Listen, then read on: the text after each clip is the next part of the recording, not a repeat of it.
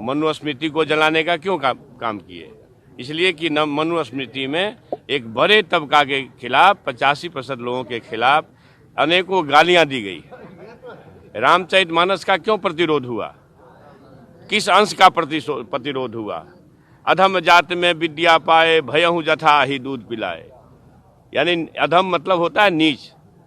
दुनिया के लोगों सुनो, आपके माध्यम से कहना चाहता हूँ, नीच जाति के लोगों को शिक्षा ग्रहण करने का अधिकार नहीं था, और उसमें कहा गया है कि नीच जाति के लोग शिक्षा ग्रहण करके जहरीला हो जाते हैं, जैसा कि सांप दूध पीने के बाद होता है। हम इस सवाल में मैं इसलिए ये बात कहता हूँ कि इसी चीज को कोट करके बाबा साहब अम्बेडकर ने दुनिया के लोगों को बताया, ये जो ग्रंथ हैं नफरत को बोने वाले, एक युग में मनुस्मृति, दूसरे युग में रामचरितमानस और तीसरे युग में गुरु गोवलकर का बंच ऑफ थॉट, ये दुनिया को हमारे देश को, समाज को नफरत में बांटती है। नफरत देश को महान नहीं बनाएगा, जब भी कभी महान बनाएगा तो मोहब्बत ही बनाएगा। उस अशिक्षित शिक्षा मंत्री से तो क्या कहा जाए, लेकिन कम से कम मुख्यमंत्री और पार्टी अध्यक्ष को तो जवाब देना पड़ेगा, जो कि ज्ञान भवन के अंदर शिक्षा मंत्री की हैसियत से और एक विश्वविद्यालय के दीक्षांत समारोह में विद्यार्थियों को संबोधित करते हुए इस बात का दुस्साहस करता है और कहता है कि मनुस्मृति और रामचरितमानस नफरत के ग्रंथ हैं, वो दलितों, पिछड़ों और महिलाओं को पढ़ाई से रोकते हैं। ऐसे व्यक्ति के शिक्षा मंत्री रहने पर राज्य का क्या हालत हो रहा होगा, ये आसानी से समझा जा सकता है। शायद यही कारण है कि आजकल बिहार के अंदर वो जो पीएफआई का मिशन 2047 वो वहीं से फलीभूत हो रहा है। इस्लामिक जिहादी जिस तरह से पूरे राज्य को जकड़े हुए हैं, इसी सोच के कारण है। अरे रामचरितमानस और मनुस्मृति से अपनी मनहूस मानसिकता से बाहर आइए और मुख्यमंत्री को तय करना पड़ेगा कि ऐसे व्यक्ति को शासन में रखना है या जेल के अंदर। हिंदू समाज ऐसे लोगों को स्वीकार नहीं करेगा। साथ में जो सहयोगी पार्टियों को भी सोचना पड़ेगा कि आखिरकार हिंदू समाज की सहिष्णुता की कोई परीक्षा मत लीजिए।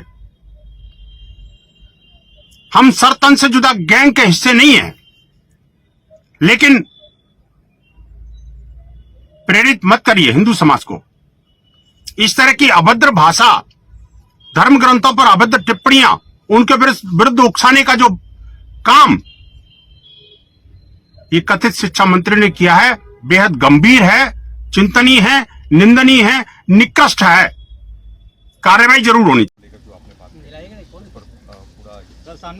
रामचरितमानस को लेकर कही कि उत्तरकांड, सुंदरकांड, अरण्यकांड को लेकर कही, संपूर्ण रामचरितमानस के लिए नहीं कही भाईजान। उत्तरकांड, सुंदरकांड में जो छंद हैं, ढोल गमार शूद्र पशु नारी सकल तारना के अधिकारी, कौन गा रहा है?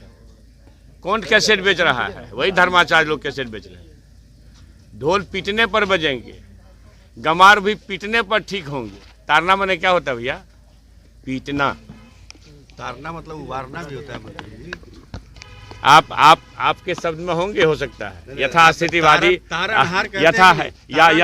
मेरी बात समझ, यथास्थितिवादी। आप ये बताइए कि ढोल गमार शूद्र पशु नारी सकल तारना के अधिकारी, तो ढोल ही, गमार ही, शूद्र और पशु नारी ही, द्विज नहीं।